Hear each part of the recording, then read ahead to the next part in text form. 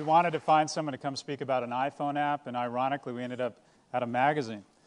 Gina Sanders was the founding publisher of Teen Vogue and is now the publisher of Lucky Magazine. Gina, the floor is yours.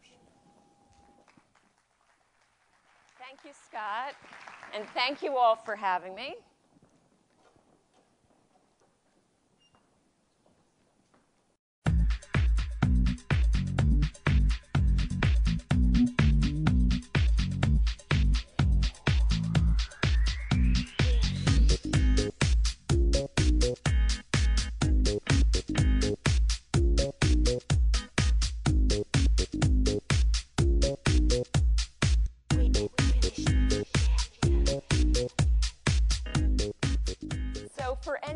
Out there who believe print is dead, I would like to offer a new formulation, and really what it is a switch in preposition. The question is not print or other media, but rather print and other media. And this whole issue was really brought home to me in the last year when we at Lucky Magazine, if you're not familiar, it's the only American magazine about shopping, conducted an extensive research survey. And we spoke to thousands and thousands of American women about shopping, and rather unexpectedly, we saw this confluence between women, shopping, and technology. Now, rather very expectedly, we saw that there was almost an umbilical connection between young women and their mobile phones, like attached. Now, to look at the findings, we saw that the mobile device had become an essential shopping tool, both in terms of information sourcing, but also providing validation for purchases. But rather than seeing this as the end of the world as we knew it, we saw it as an opportunity to take the print experience and even to take the notion of the magazine about shopping and expand it to be the brand about shopping. And hence we developed Lucky at Your Service. And the goal of this was to be the first ever digital concierge connecting editorial content, product, and in-store inventories.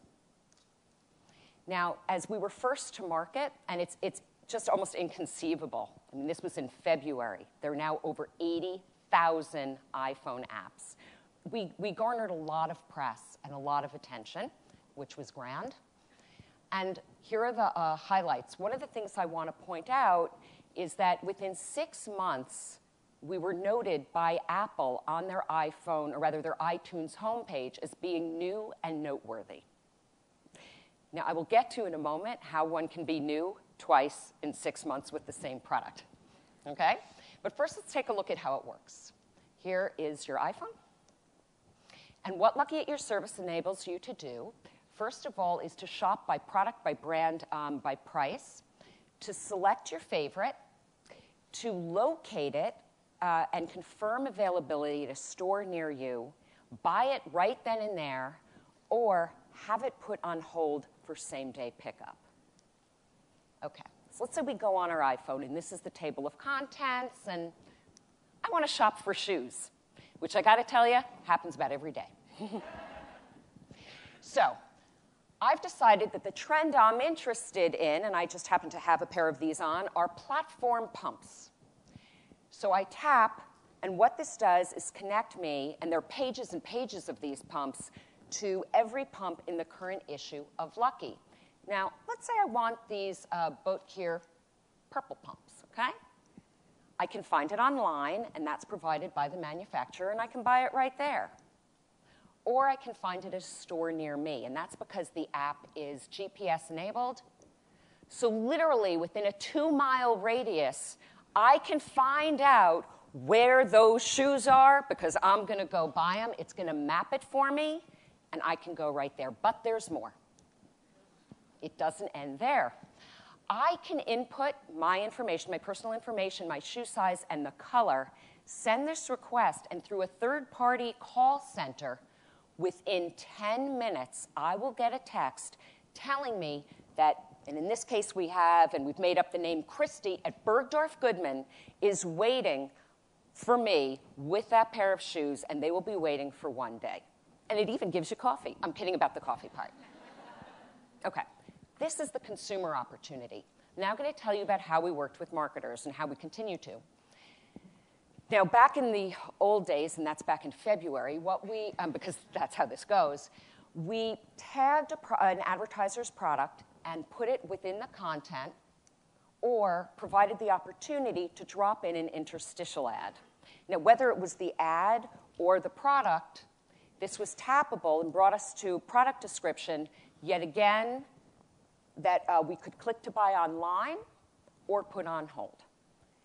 Now, starting in August, we wanted to take it up a notch and work with our more committed partners in a bigger way.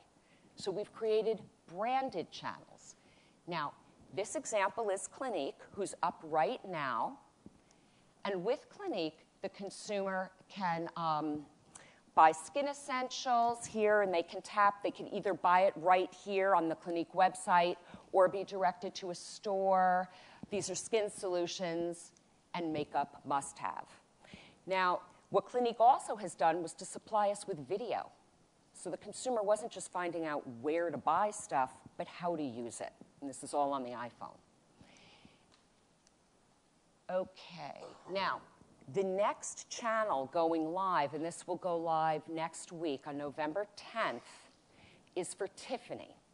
So we're now looking at a very luxury jewelry brand where the consumer can, again, buy on the website or be directed to a store. And in this case, they can buy silver keys, gold, or as my daughter would say, ooh la la, diamonds on my iPhone. Now, again, you have to think about, here we at Lucky started just over 6 months ago with a test looking at shoes and bags, right? And we were just going to see how it went in March and April. And due to consumer demand, and this came not because we wanted to, they were vociferous and voracious. So we've added all these different product categories.